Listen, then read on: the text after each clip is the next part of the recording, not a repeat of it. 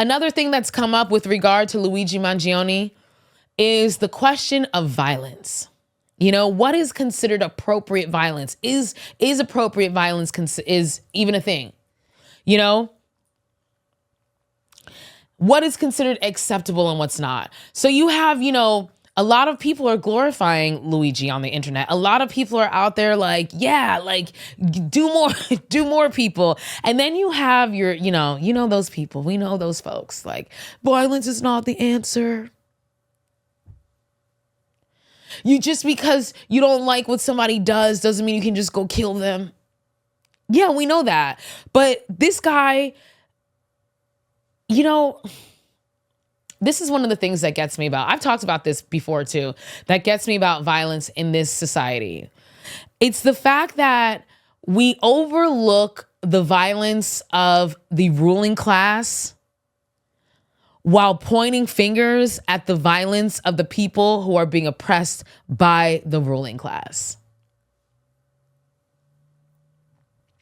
This idea that outsourced violence is totally okay. It's no problem versus direct, straight up violence, hand-to-hand violence. If you outsource your violence, it's all good.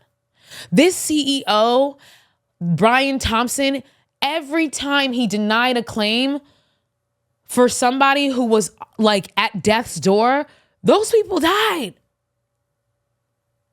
He was directly responsible for thousands of people dying so he could make an extra buck. Him and all these other healthcare CEOs, health insurance CEOs.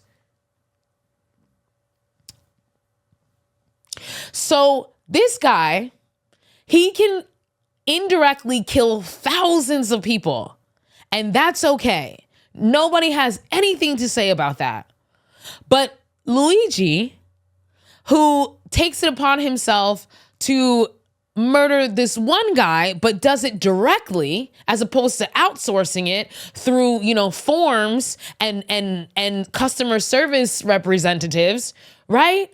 He does it directly and it's like, oh, no, whoa, violence, no, violence isn't the answer. Y'all motherfuckers who be like, violence isn't the answer. Y'all are the same people who will watch somebody get berated right in front of you and say absolutely nothing.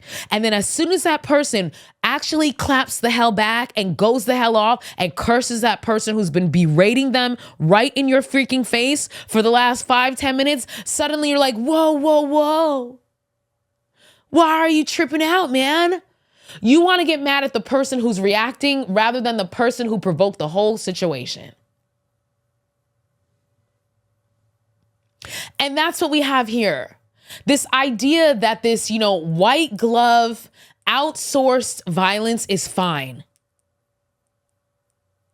But we should condemn the direct violence while simultaneously ignoring the violence that affects thousands of people. Rejecting a claim from a dying person, knowing that that person is going to die, is violence. But in our capitalist, white supremacist, patriarchal society, we act like the capitalists, the powers that be, the ruling class, that as long as they don't get their hands dirty, their violence, we don't have to pay attention to.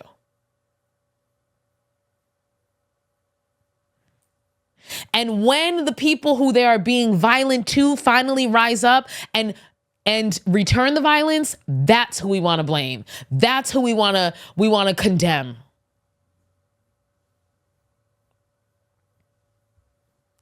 You know, in this culture that we have in this country, you know, I've talked about this before, how different cultures perceive violence. In a white supremacist culture that we live in, you know, violence is considered physical aggression, actual physical aggression. You can do anything up to the point of physically putting your hands on people and it's completely fine. In other cultures, namely Black culture, we believe that words can be violent. We believe that actions can be violent, like denying claims for people who are on their deathbed. We don't believe that only physical aggression counts as violence. And so we believe that verbal violence, outsourced violence can also be met with physical violence because it's all violence. But in this culture, you can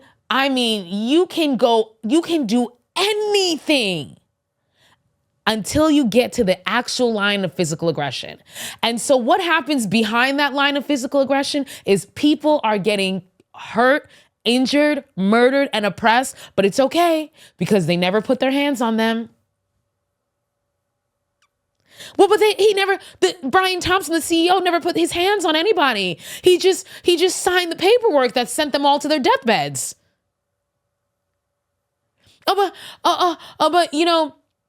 We culturally, in this white supremacist society, we didn't put our hands on anybody, but y'all outsourced your violence to the police. Y'all outsourced your violence to the military. But when Black people and non-white people respond with violence, suddenly it's like, oh, throw them in jail. They just don't have those people. And this situation with Luigi Mangione has really brought up the discussion of what do we consider to be acceptable violence? Because the truth is, in this society, we do consider things to be acceptable violence.